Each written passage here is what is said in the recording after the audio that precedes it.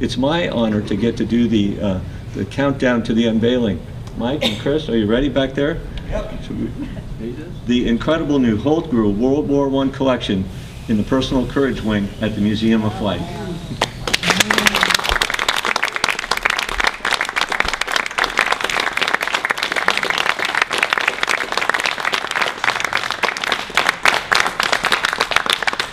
And Logan, would you mind coming up and telling us a bit about your incredible creation?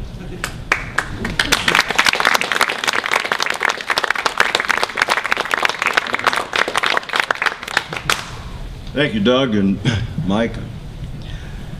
It's a great honor to have this collection at this museum. I've had the opportunity over the years to visit many of the world's great air museums, and clearly, without any question, the Museum of Flight here in Seattle is one of the best. No question about that.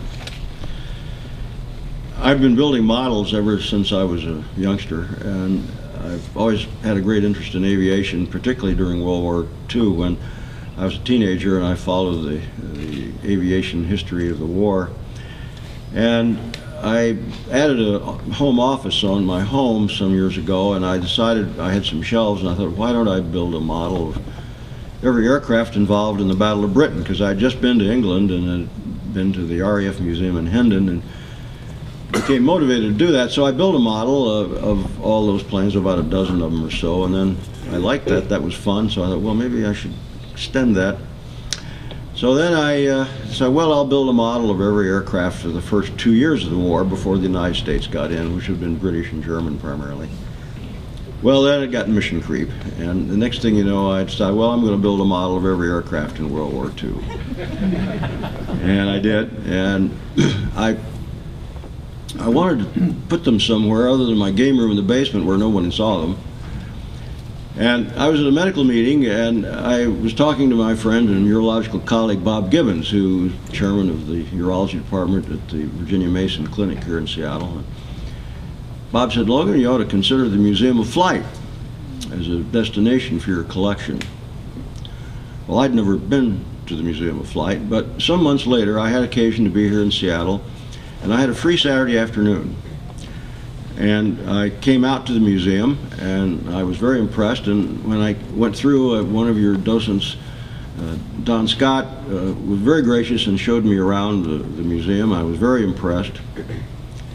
When I came out, I came by cab because I was staying at a hotel in downtown Seattle. And I paid the cab driver, and I gave him a very handsome tip, and I gave him an additional $10 to come back at 5 o'clock when the museum closed.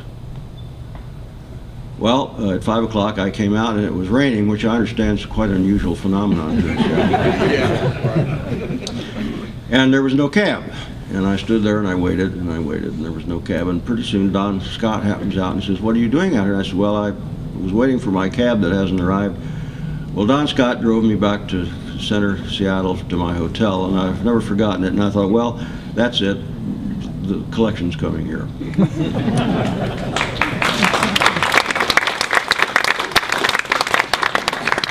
And then, after finishing the World War II collection, my wife of nearly 57 years says, what are you going to do now? Because she knew I almost always had a project on my workbench.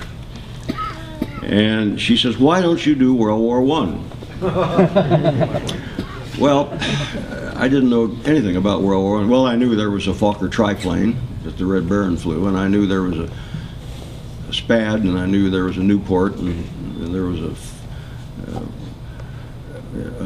one or two airplanes, but I knew nothing about them. And so I thought, well, I'll have to look into it. So I started reading up on World War I aircraft, and I bought some books and studied it, and I was astounded as to how many aircraft there were involved in World War I, and I knew I was going to have about 150 airplanes. So I went ahead and embarked on the project, and I enjoyed it very much. The World War I's are larger in scale than the World War II's. Downstairs, the collection is 1:72 scale because I knew I was going to have well over 400 models, and to have a larger scale would have been impossible to display them. Here, I was only going to have about 150, so I selected 1:48 as the scale. Now, there's some people that I must thank for this opportunity to be here today and for the collection, because I had a lot of support and a lot of help. First, I want to thank my son Kent and his wife Genoveva, whose charitable foundation provided the money for the cabinets in this way.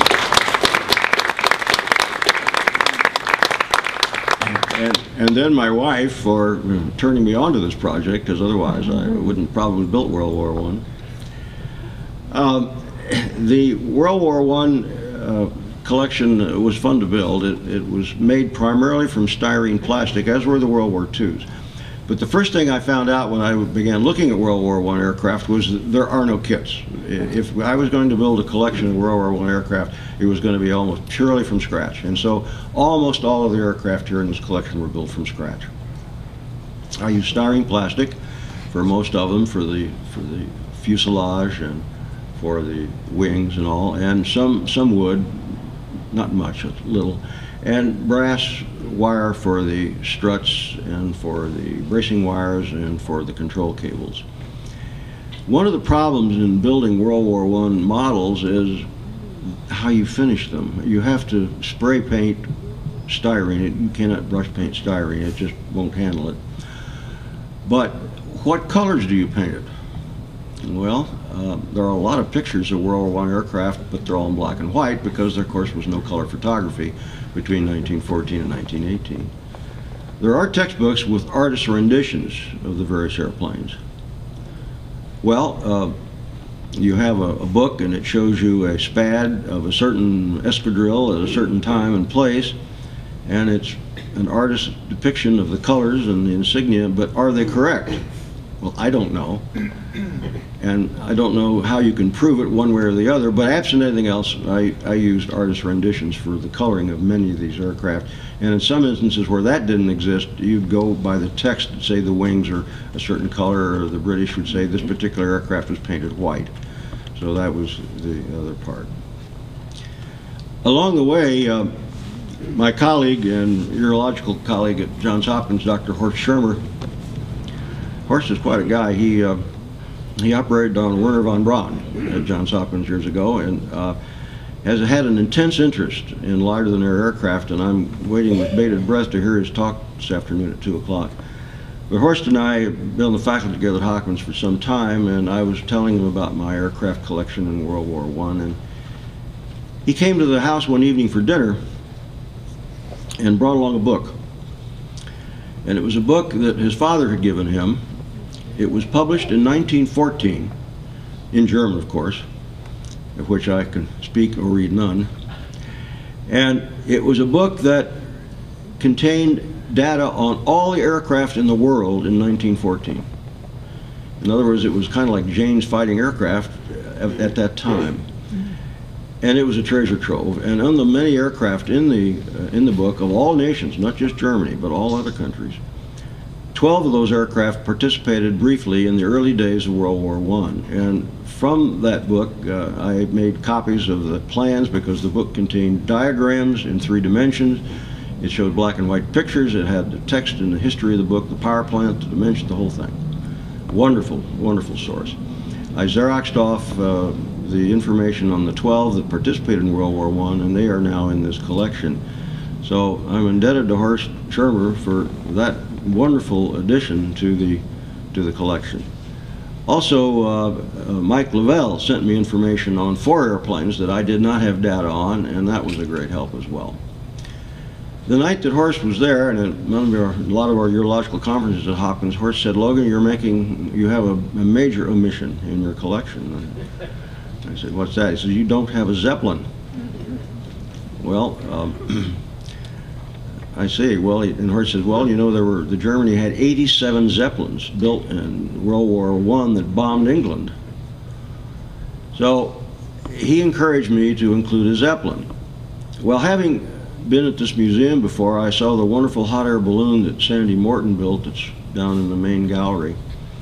So I called Sandy up and I said, "Sandy, my friend Horst Schirmer tells me we have to have a Zeppelin if we want to be complete in this collection. Would you be willing to join me in building a Zeppelin? And you're such an expert, I couldn't begin to get in building the bag that's going to be over 13 feet long. Would you do it?" And he said he would. So whereupon I called Mike Lavelle and said, "Mike, I've talked with Sandy, and how would you feel about a Zeppelin in the same scale as the fixed-wing aircraft, 1 to 48, where 1 inch of the model equals 4 feet of the prototype. And I said, it's going to be big, it's going to be 13.5 feet long. So Mike thought it was a good idea, and I caught Tris Melander. He thought it would be a good idea, so we were off and running. Horst provided me with the plans of L-30, and it was Horst's recommendation that we build the L-30 as our representative Zeppelin in the collection, for 2 reasons. First, the L-30 was the first of the so-called super Zeppelins that the Germans built during World War I. The larger of Zeppelins, carried more bombs, had greater range, could fly higher. And the second reason was that although it had a very extensive career during World War I and many bombing missions, it was one of the few Zeppelins to survive the war unscathed.